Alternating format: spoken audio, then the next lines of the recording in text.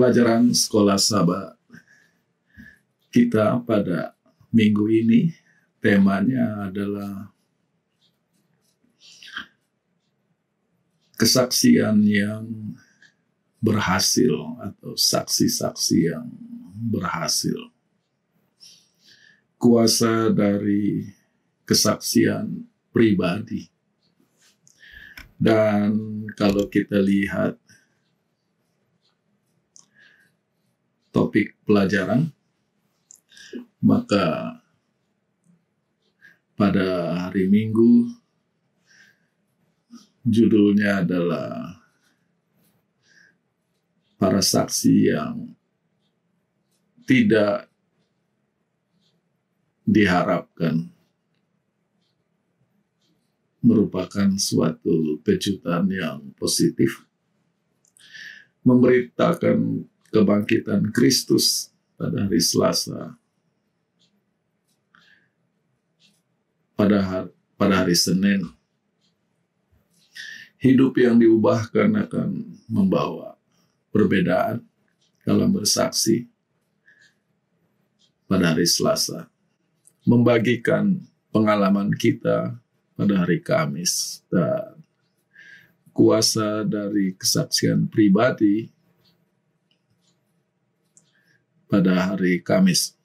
Membagikan pengalaman kita adalah pelajaran hari Rabu. Dalam membahas pelajaran minggu ini, mungkin saya akan berpindah dari satu tema ke tema lain dan kembali lagi tanpa mengikuti urutannya secara kronologis.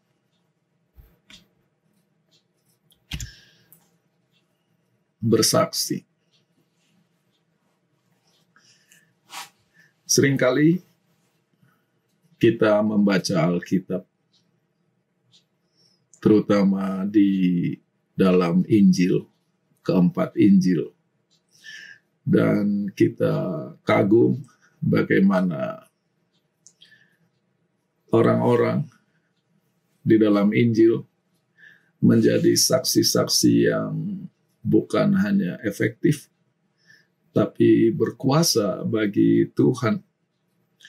Dan melihat kepada diri sendiri, kita merasa lemah. Dalam bahasa Inggrisnya, it is inflicting a guilty feelings. Membawa rasa bersalah, kenapa saya tidak bisa menjadi saksi-saksi yang hebat seperti orang-orang di dalam Injil khususnya dan di Alkitab pada umumnya. Maka sebagai perbandingan di bidang olahraga misalkan, itu seperti sedang menonton sepak bola, pertandingan sepak bola di liga-liga level tertinggi di Eropa, Liga Spanyol, Liga Jerman, Liga Inggris yang paling terkenal. Menonton tim seperti Barcelona atau Real Madrid bermain, atau Liverpool, Manchester City, Bayern Munich, Juventus. Seringkali sebagai penonton kita bisa melihat kurang di sini, kurang di sana. Yang mana setelah melihat liga yang sangat hebat itu dan melihat liga nasional kita, kalau di Amerika MLS, maka sekarang kita bisa melihat perbedaan yang sangat kontras dari cara dan kualitas bermain dari para pemain, baik sebagai individu maupun sebagai tim. Dan kalau kita sendiri yang bermain karena hobi, betapa jauhnya. Maka seringkali kita lupa bahwa orang-orang yang masuk ke dalam Alkitab adalah karena level mereka istimewa. Jadi jangan rasa bersalah kalau level kita tidak setinggi dan sehebat mereka. Oleh karena banyak sekali orang-orang yang hidup pada zaman itu yang tidak masuk Alkitab. Seperti ada jutaan pemain sepak bola yang tidak lolos untuk bermain di Liga Inggris, bahkan di klub yang level atas, Liga Spanyol dan sebagainya. Belum lagi kalau mendengar dorongan anggota bekerja, mendengar khotbah-khotbah tentang bersaksi, menginjil, yang menambah rasa bersalah. Yang mana kalau menggunakan ilustrasi olahraga tadi, menonton pertandingan badminton di antara pemain-pemain top dunia, pertandingan bola basket, atau melihat orang-orang hebat seperti Bill Gates, Warren Buffett mengatur finansial mereka, itu lebih merupakan sumber inspirasi. Jadi gantinya kita merasa bersalah, kita diberi inspirasi dan melakukan yang terbaik yang bisa kita lakukan. Dan pada hari Sabat ini kita akan melihat pengalaman beberapa individu di Alkitab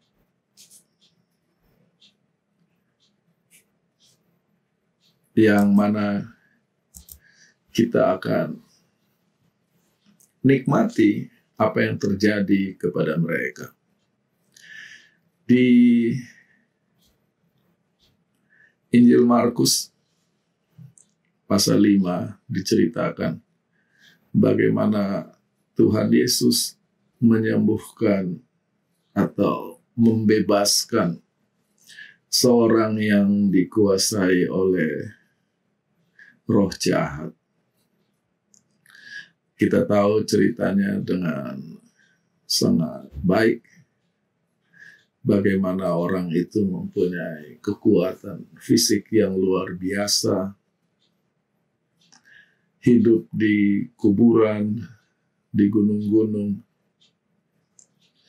badannya penuh dengan luka untuk self-inflicted wounds, melukai diri sendiri.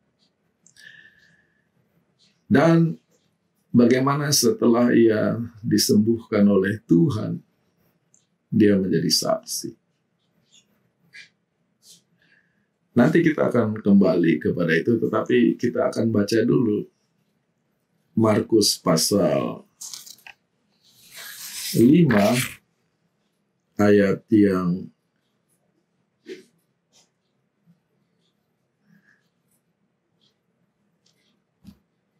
ke-15.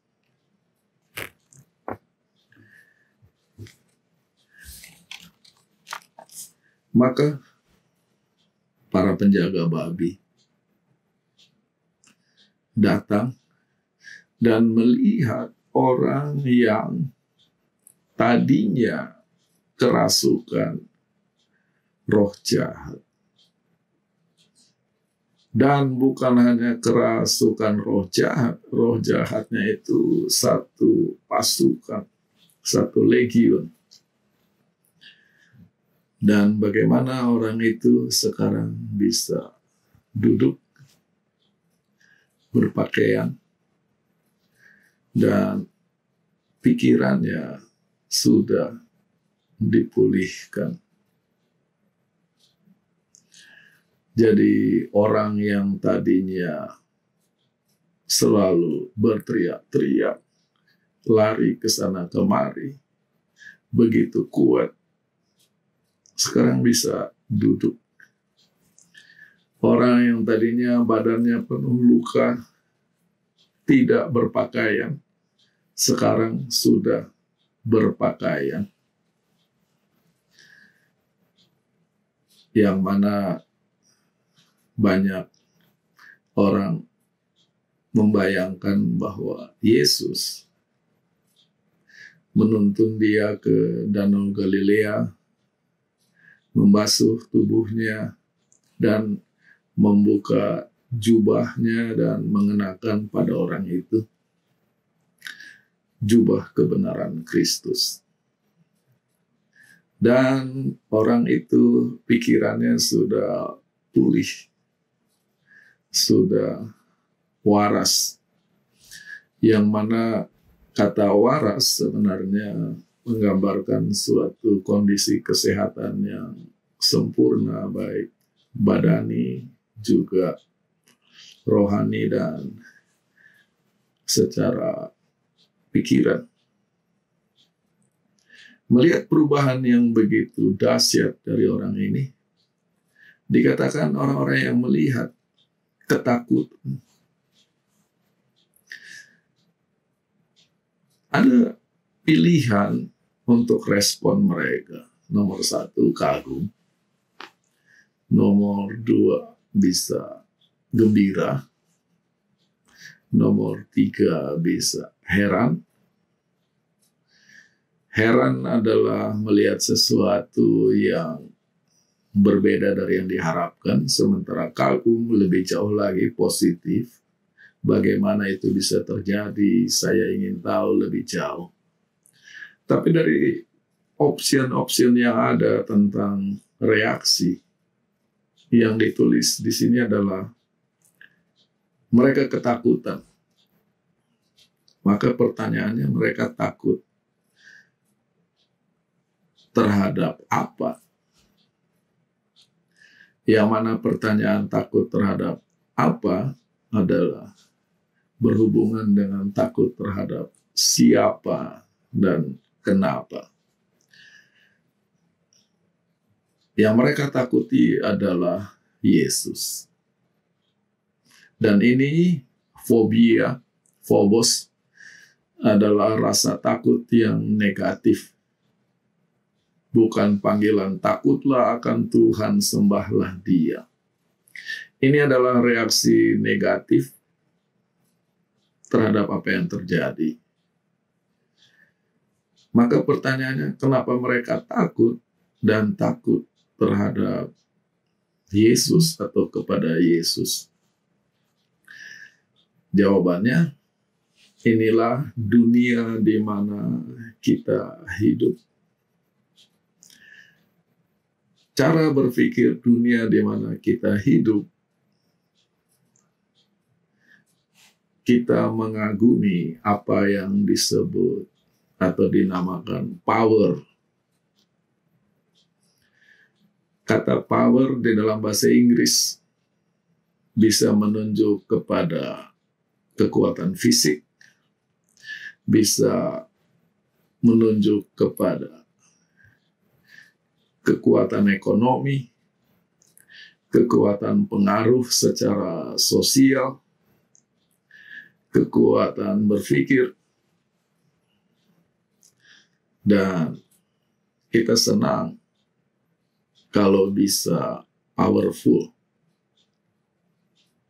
Maka melihat orang yang dirasuk setan ini, yang tadinya mereka lihat orang ini sangat powerful, bisa,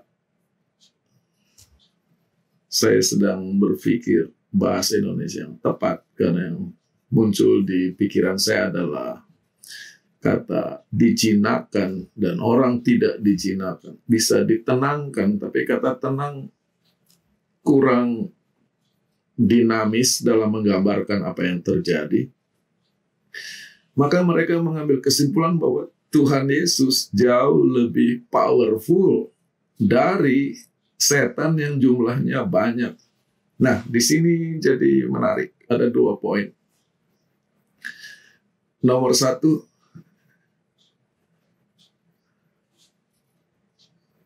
orang rindu untuk jadi powerful. Walaupun itu harus dibayar dengan hilangnya ketenangan hidup, kelurusan pikiran.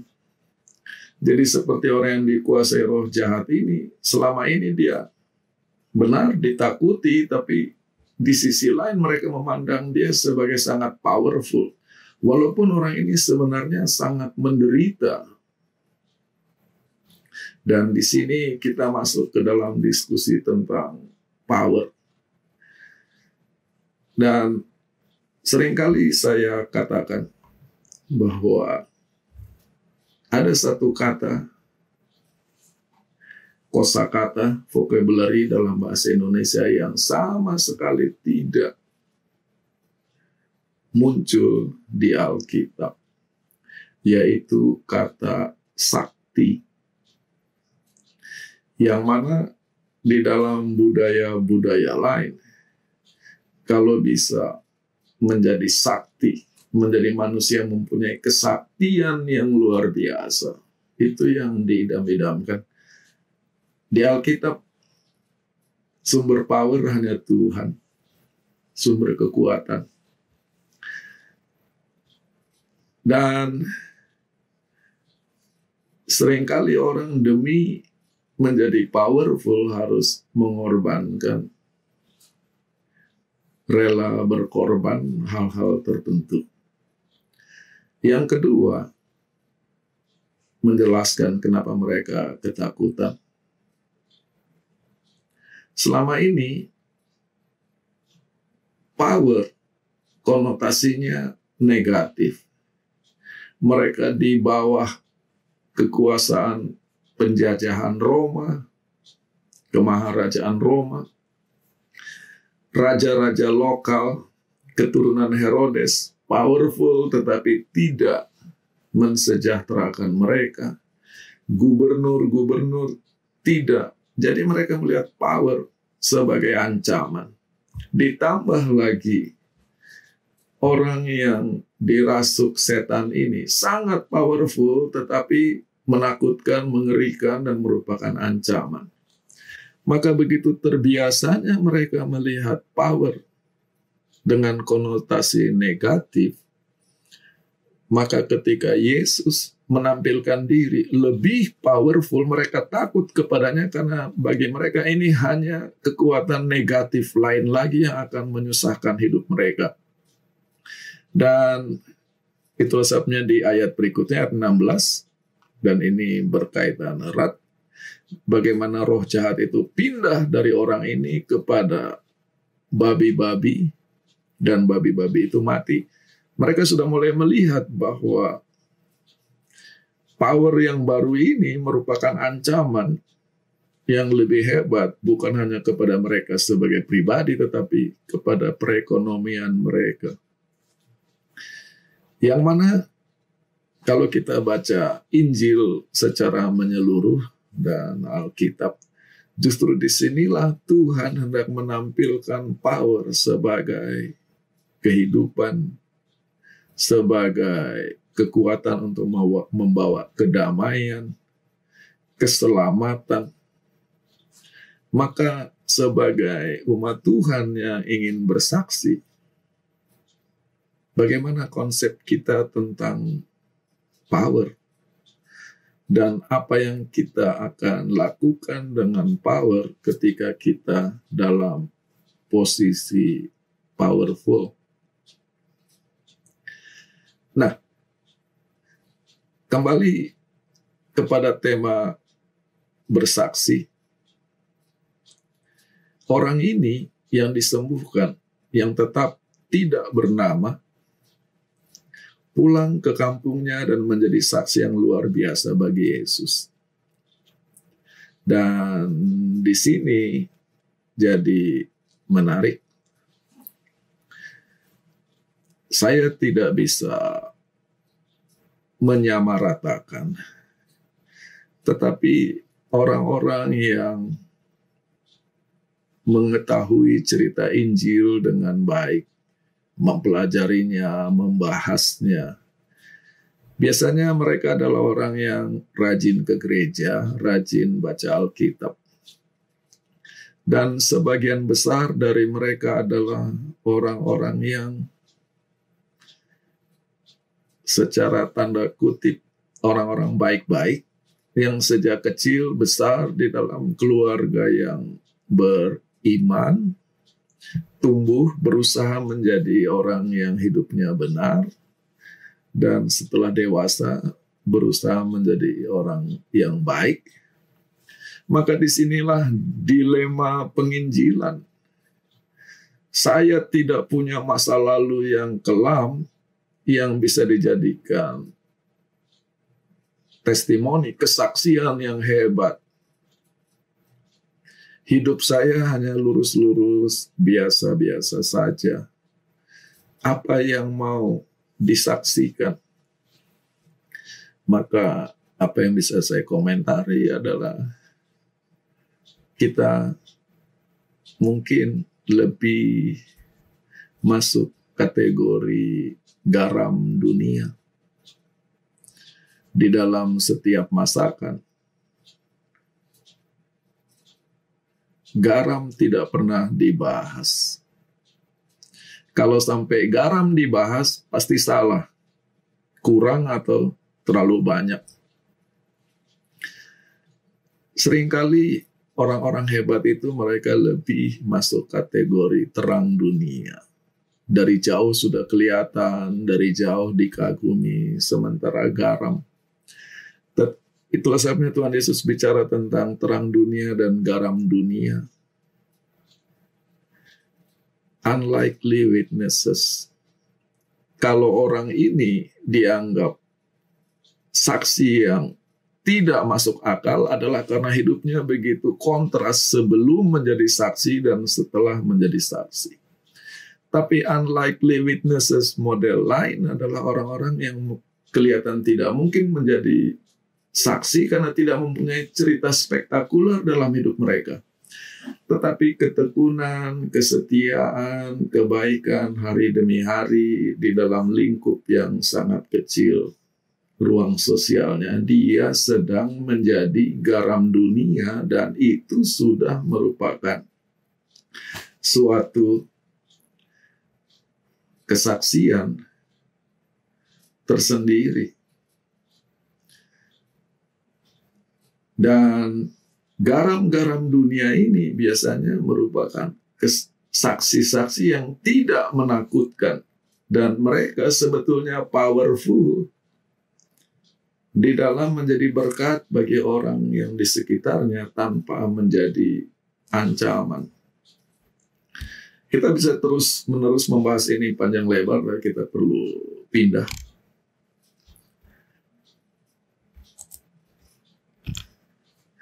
Sekarang kita pindah kepada cerita Maria.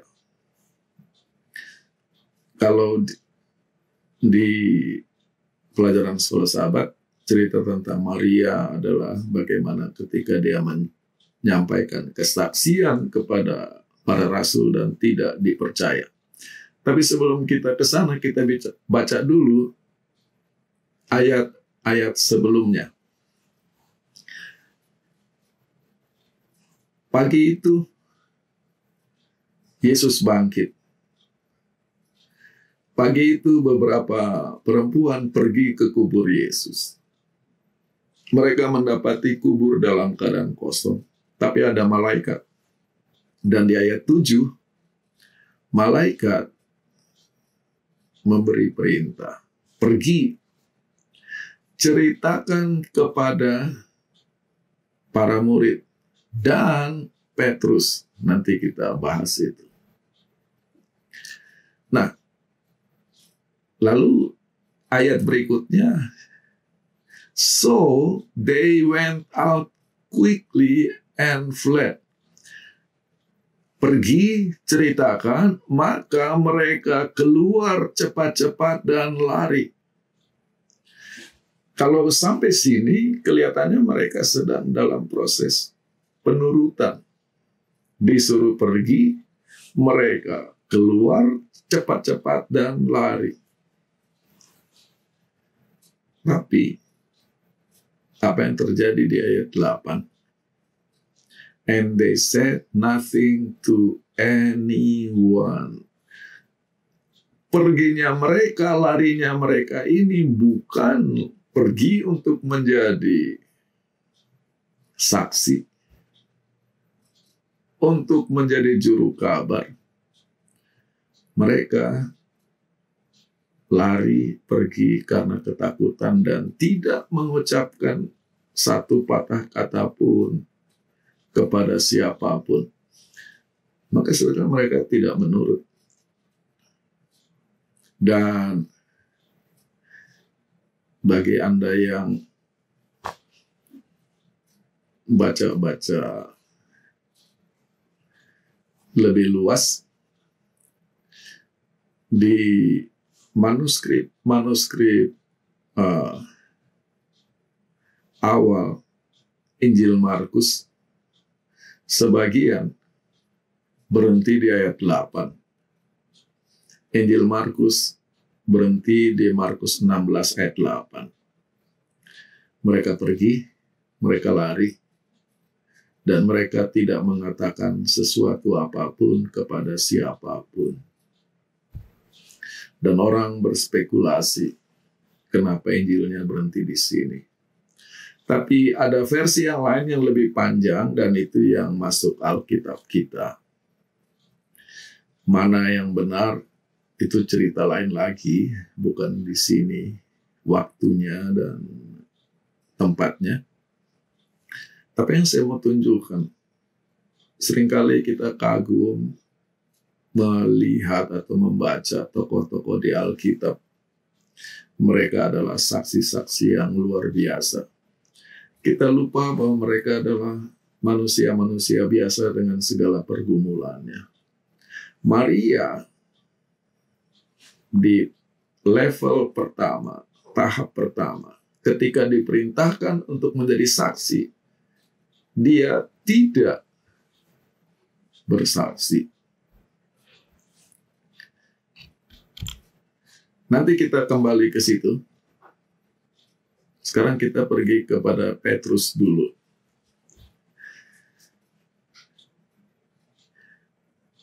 Pelajaran sekolah sahabat kita langsung menyorot Kisah 4 ayat 13. Sekarang, ketika mereka melihat keberanian Petrus dan Yohanes dan melihat bagaimana mereka ini orang-orang yang tidak berpendidikan dan tidak punya pendidikan, mereka heran. Dan mereka menyadari bahwa Petrus dan Yohanes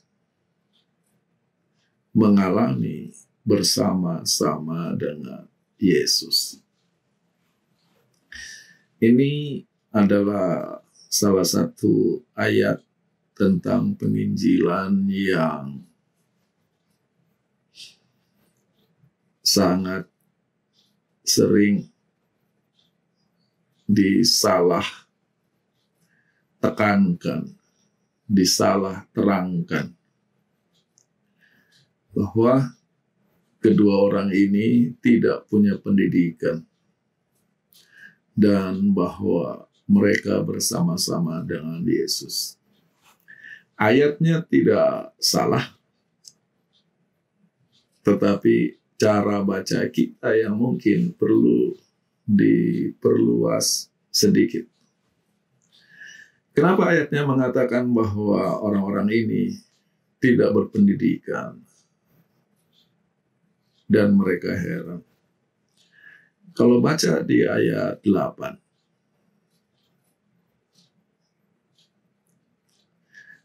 sebelum saya teruskan, yang membuat mereka sangat berani dan sangat jelas di dalam memberitakan.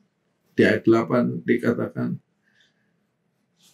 Petrus dipenuhi oleh Roh Kudus Nah, seringkali kita membaca uneducated, untrained, tidak punya pendidikan, mau jadi saksi. Kita lupa penyebabnya di ayat 8. Mereka ini dikuasai oleh Roh Kudus. Ketika seseorang dikuasai oleh Roh Kudus, maka orang yang tidak berpendidikan akan menjadi saksi yang berkuasa. Berikutnya, kalau orang yang tidak berpendidikan saja bisa menjadi saksi yang berkuasa, apalagi orang yang berpendidikan dikuasai Roh Kudus. Nanti kita lihat dengan cerita Paulus. Tapi kata uneducated and untrained harus dibaca di dalam konteks ayat 8, karena ketika Petrus bicara didampingi Yohanes, mereka sedang berbicara kepada, bahasa Inggrisnya, rulers of the people, pemimpin bangsa, elders of Israel, orang-orang yang dituakan di Israel. Dan di dalam masyarakat Asia, pemimpin dan orang yang dituakan adalah elit, yang mana pendapat mereka tidak pernah dipertanyakan, perintah mereka tidak pernah dibantah. Maka fakta bahwa Petrus berani menjawab golongan elit ini, inilah yang dimaksud. Dan nanti saya akan tunjukkan di ayatnya. Kita harus ingat bahwa Yerusalem itu adalah pusat, baik secara budaya, teologi, pemerintahan, ekonomi, dari negeri perjanjian. Galilea adalah daerah pinggiran. Jadi, tidak ada pengetahuan di Galilea yang Yerusalem tidak tahu. Tidak mungkin terobosan baru itu datang dari Galilea. Galilea itu hanya menjalankan apa yang diberitahu dari pusat. Nah, disinilah kata uneducated and untrained menjadi masuk akal. Bagaimana mungkin orang Galilea pinggiran yang kastanya kelas 2 dibanding penduduk Yerusalem dan sekarang sedang berdiri di hadapan elit Yerusalem bisa menyampaikan sesuatu yang Yerusalem tidak tahu, bahwa ayat 12,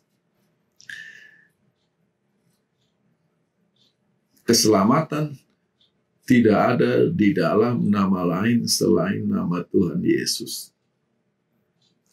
Dan bahwa semua orang Tuhan rindu untuk diselamatkan. Bagaimana mungkin elit Yerusalem tidak tahu ini? Disinilah keheranan orang. Jadi yang mau ditekankan bukan ketidakberpendidikan dan ketidaktahuan Petrus dan Yohanes, tetapi justru dianggap mereka ini melakukan terobosan jenius, menyampaikan sesuatu yang Yerusalem tidak tahu. Nah, seringkali kita membaca bagian kedua dari kisah 13, kisah 4 ayat 13 di dalam kacamata positif. Tapi sebelum kita sampai ke dalam kacamata positif, kita harus senyum dulu membacanya. And they realized that they had been with Jesus. Dan mereka menyadari bahwa orang-orang ini, Petrus dan Yohanes, bersama-sama dengan Yesus. ketika Lukas menulis hal ini, dia sedang melakukan suatu hal yang kontras, suatu hal yang lucu tapi tidak lucu. Karena di Lukas 22, ketika Yesus sedang diadili, seorang perempuan muda, seorang hamba perempuan, ketika melihat Petrus mengatakan, "This man was also with him." Orang ini juga bersama-sama dengan Yesus. But he denied him. Lihat, bukan but he denied her. Petrus tidak membantah budak perempuan itu, yang dia sangkal adalah Yesus. Dan kita tahu dia pindah, lalu ketiga kalinya, surely, sesungguh-sungguhnya orang ini bersama-sama dengan Yesus, karena dia orang Galilea. Itu yang tadi saya katakan, Galilea Yerusalem sebagai pusat budaya, sebagai pusat pemikiran-pemikiran orang Galilea. Dan di antara orang Ibrani, orang Galilea, baru tingkah lakunya sudah kelihatan bagaimana orang daerah di Yerusalem. Kelihatan lain lah. Yang kedua, ketika mereka mulai bicara, aksennya langsung kelihatan bukan orang Yerusalem. Maka ketika Petrus sibuk menyangkal Yesus, dia mengatakan, "Saya tidak tahu, saya tidak tahu." Justru ketika dia buka mulut, aksen dia ketahuan bahwa dia orang Galilea, tidak punya urusan di Yerusalem. Maka kalau dia sampai ada di Yerusalem, pasti dia bersama-sama dengan Yesus, orang Nazaret yang di wilayah Galilea. Yang mau saya kasih tunjuk, kita harus baca Lukas 4 ayat 13. Mereka menyadari bahwa orang-orang ini bersama dengan Yesus. Di dalam konteks Lukas 22, ketika dikatakan, "Kamu bersama Yesus," mati-matian Petrus menyangkal. Tetapi setelah mengalami perubahan dalam hidupnya, sekarang apa yang tadinya dia sangkal, justru sekarang menjadi lebih nyata secara positif, bahwa hidupnya diubahkan, bahwa dia bisa melihat sesuatu lebih baik, lebih jelas, lebih terang dari orang-orang yang menguasai tradisi agama. Yang saya mau katakan, kita selalu kagum dengan Petrus yang berkhotbah di buku Kisah Para Rasul. Tapi Petrus yang hebat di buku Kisah Para Rasul adalah Petrus yang penuh pergumulan di Injil Lukas.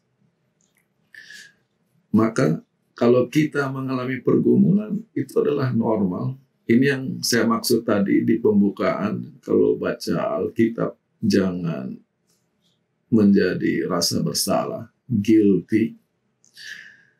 Petrus pun punya pergumulan.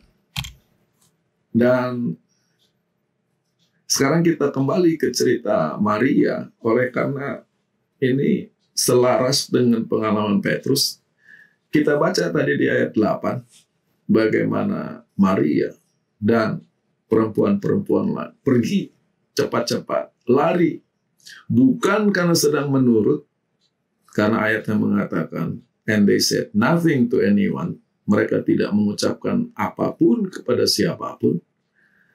Tetapi di ayat 10 kita lihat perubahan. Dia pergi dan menceritakan kepada mereka yang tadinya bersama-sama dengan Yesus. Maka sekarang kita lihat perubahan dari Maria yang penakut menjadi Maria juru kabar. Tidak ada orang lahir menjadi juru kabar. Jadi kalau ada sekarang orang levelnya sudah menjadi juru kabar hebat, sampai tersinggung kalau minta khotbah tidak dikasih jadwal. Di sisi lain ada orang yang masih bergumul, selalu dipromosi menginjil, tapi saya ketakutan dan saya tidak tahu mau bicara apa. Lihat proses Maria di Markus 16. Normal, orang akan mengalami perubahan dalam hidupnya. Nah, yang ditekankan di pelajaran sekolah sahabat adalah ayat 11, bahwa mereka tidak percaya kepada laporan Maria.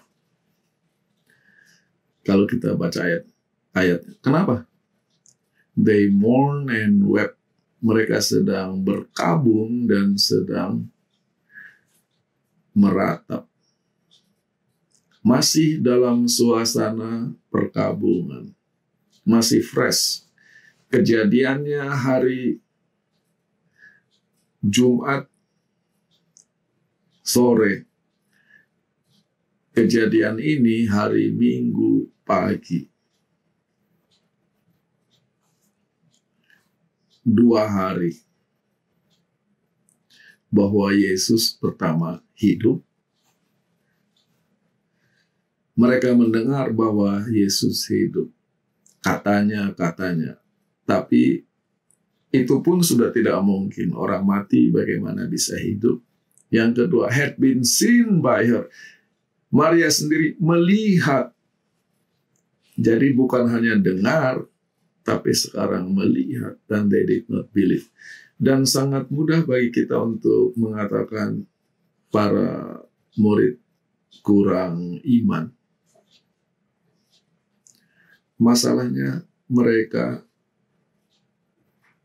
dipanggil untuk mempercayai sesuatu yang belum pernah terjadi, tidak punya referensi di masa lalu. Bagaimana orang hebat bisa mati dan bangkit kembali? Ini yang mau saya terangkan. Nabi Elisa membangkitkan anak yang mati. Nabi Elia membangkitkan anak yang mati. Tuhan Yesus membangkitkan Lazarus, membangkitkan anak dari janda di Nain, membangkitkan seorang gadis remaja yang mati. Yang mau saya katakan, kebangkitan ini dilakukan oleh orang-orang hebat. Elia, Elisa, Yesus. Tapi orang-orang yang dibangkitkan adalah nobodies. Bukan orang-orang penting. Itu yang saya bilang tidak ada referensi di masa lalu.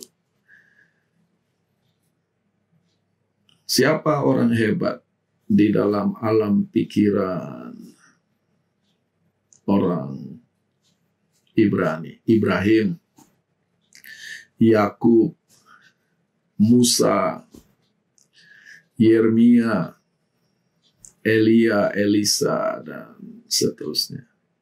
Yang belum pernah terjadi adalah ketika orang besar mati dan bangkit lagi. Karena kehilangan mereka sangat dalam. Terjadi satu kekosongan di dalam kepemimpinan. Maka kalau mereka bisa kembali lagi, ini akan merupakan satu hal yang luar biasa. Dibanding seorang anak laki mati lalu bangkit lagi. Paling dia lari-lari ke sana kemari lagi.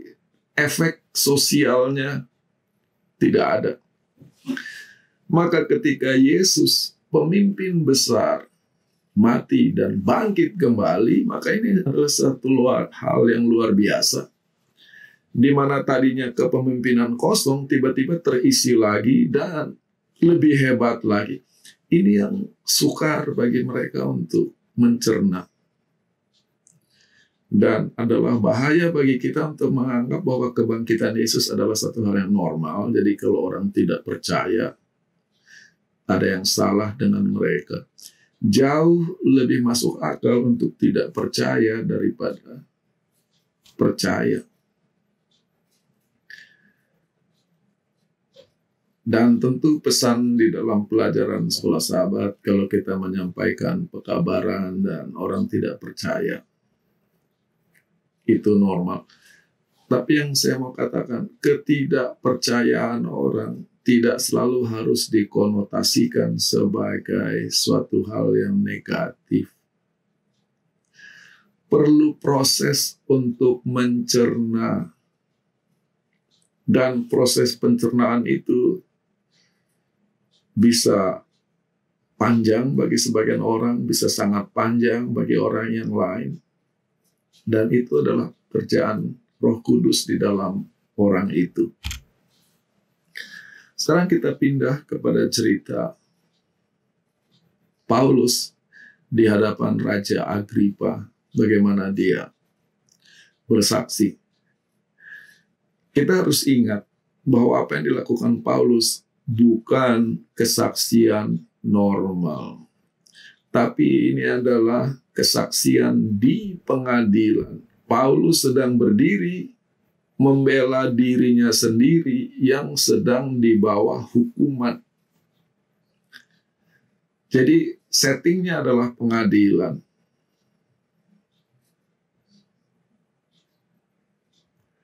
Itu sebabnya di ayat 1 dikatakan, engkau diizinkan untuk berbicara, untuk membela dirimu. Maka Paulus mulai bicara. Dan dia ceritakan pengalaman hidupnya. Hadir di situ selain Raja Agripa, juga Festus. Dan mendengar penjelasan Paulus, Festus tidak tahan di ayat 24. Paulus, dia berbicara dengan suara yang keras. Bahasa Indonesia lebih bagus. Engkau sudah gila. You are beside yourself. Jadi dianggap ngomongnya, bicaranya Paulus ini sudah mulai ngelantur. Dan Paulus dikenal sebagai seorang yang punya pendidikan sangat tinggi, ilmu yang tinggi. Itulah sebabnya saya katakan tadi, Petrus dan Yohanes dianggap tidak berpendidikan karena dari Galilea, sedangkan Paulus dari luar negeri, dari Tarsus.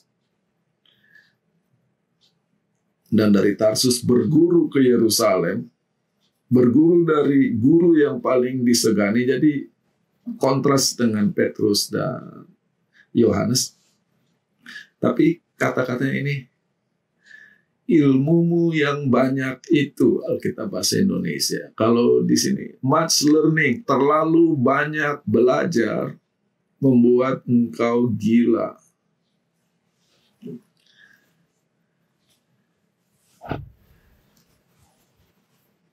Di sini kita dapat satu poin yang penting. Tujuan orang menempuh pendidikan adalah belajar untuk berpikir. Ini penting karena banyak orang sekolah tujuannya untuk mendapat ijazah. Nah, lalu orang sekolah tujuannya supaya bisa kerja. Tidak ada yang salah itu. Punya ijazah yang bagus, dari sekolah bagus, menyenangkan. Bisa kerja, penting, kita perlu nafkah.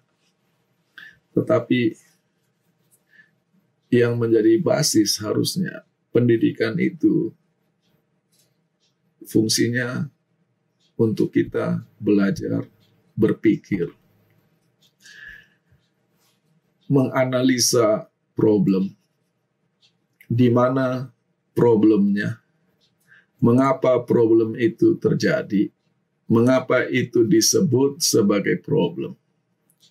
Dan seringkali dikatakan, kalau kita bisa mengerti apa masalahnya, itu sudah 50% solusi, karena kalau analisa kita tepat, maka kita akan dituntun untuk mencari jawaban yang tepat. Tapi kalau analisanya salah, semua jawaban dan jalan keluarnya akan salah.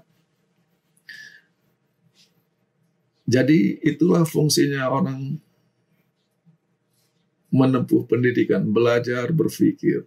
Mau jurusan apapun, itu hanya cara untuk mengasah, melatih analytical thinking. Tetapi apa yang terjadi di Kisah 26 lebih penting lagi, bahwa pendidikan itu penting untuk supaya kita bisa hidup, dan supaya kita bisa hidup dengan baik, kita perlu belajar berpikir.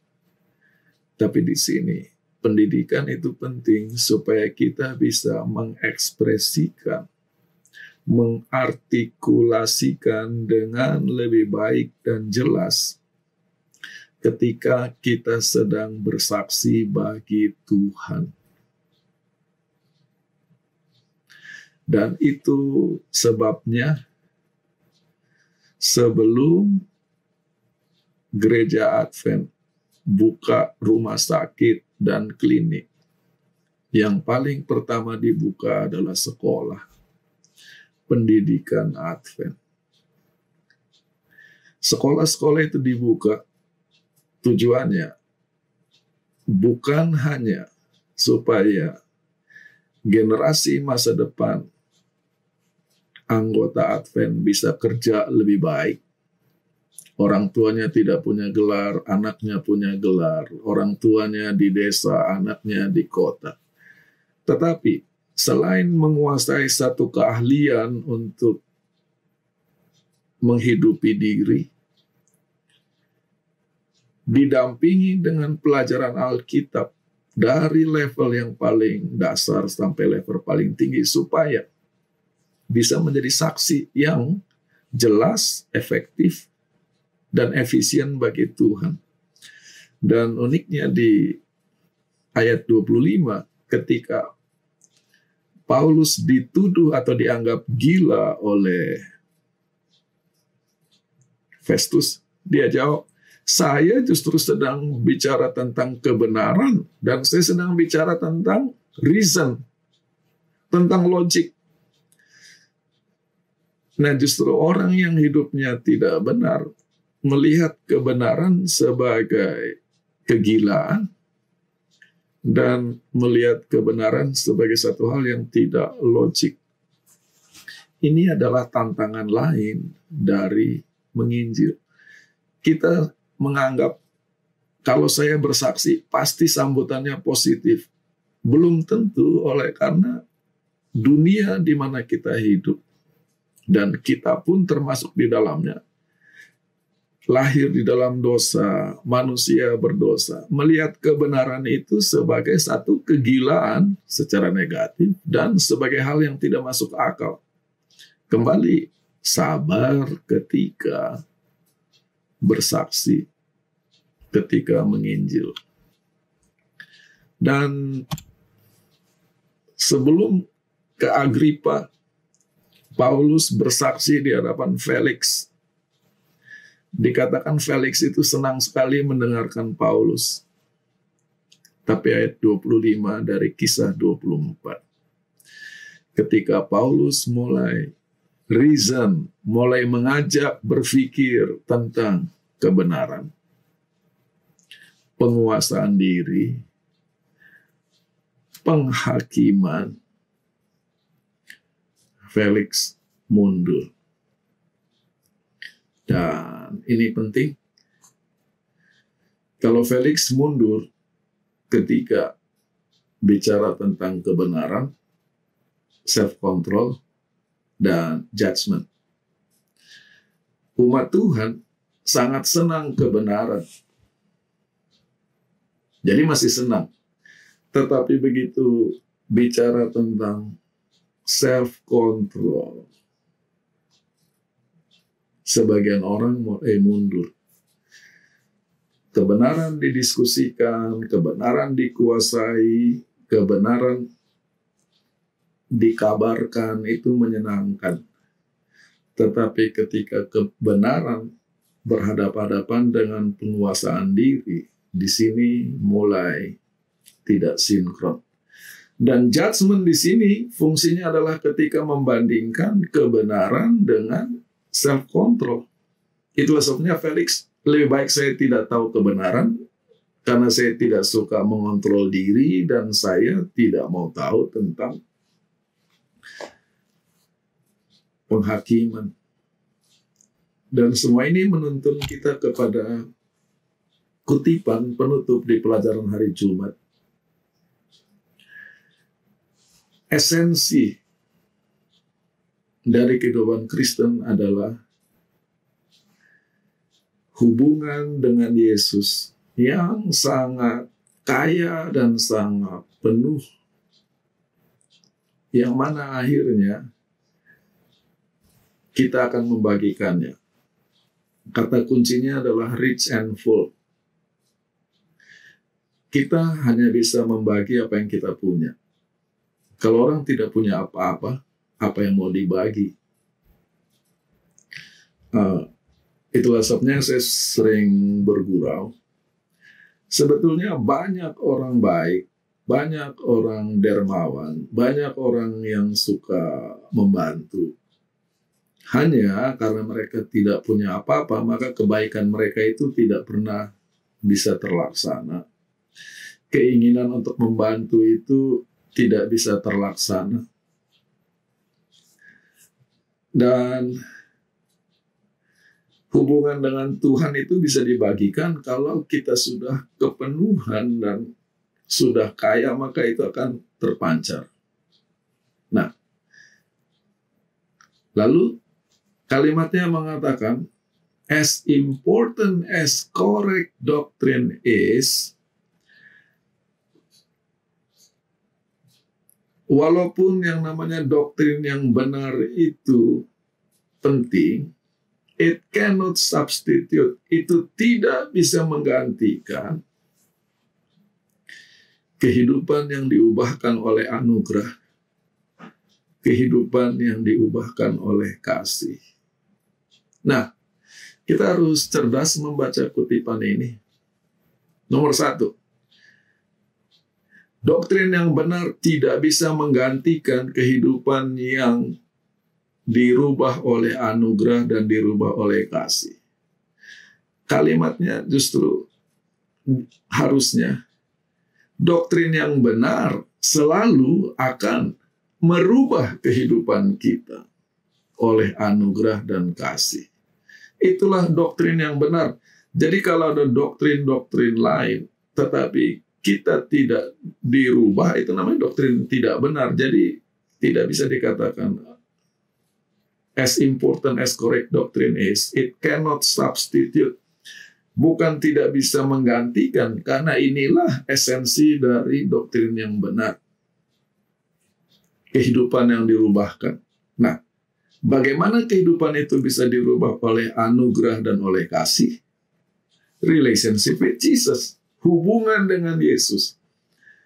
Yang mana ketika semakin lama menjadi semakin kaya dan semakin penuh, itu akan terpancar. Itulah pelajaran sekolah Sabat untuk minggu ini. Mari kita sama-sama berdoa. Tuhan, terima kasih untuk pelajaran sekolah Sabat yang memberi kepada kami contoh-contoh orang-orang yang menjadi saksi-saksi yang hebat bagimu. Orang yang tadinya dirasuk setan, Maria, Petrus, Paulus. Pada saat yang sama, pagi ini kepada kami ditunjukkan bahwa masing-masing orang ini pun mempunyai pergumulan untuk menjadi saksi bagimu. Terima kasih bahwa Engkau bersabar terhadap kami, dan kiranya hidup kami akan dipenuhi oleh kasih-Mu, hidup kami diubah oleh-Mu, supaya kami bisa menjadi saksi-saksi bagi-Mu. Kalaupun kami tidak bisa menjadi terang dunia, apalagi menjadi mercusuar yang terlihat terang benderang dari jauh, biarlah kami menjadi garam dunia, menjadi berkat yang menyaksikan tentang Engkau dalam hidup kami yang sederhana, hari demi hari, tidak dilihat, tidak diperhatikan, tetapi kami menjadi kuasa kebaikan yang membawa kebaikan bagi orang-orang di sekitar kami. Di dalam nama Tuhan Yesus kami berdoa. Amin.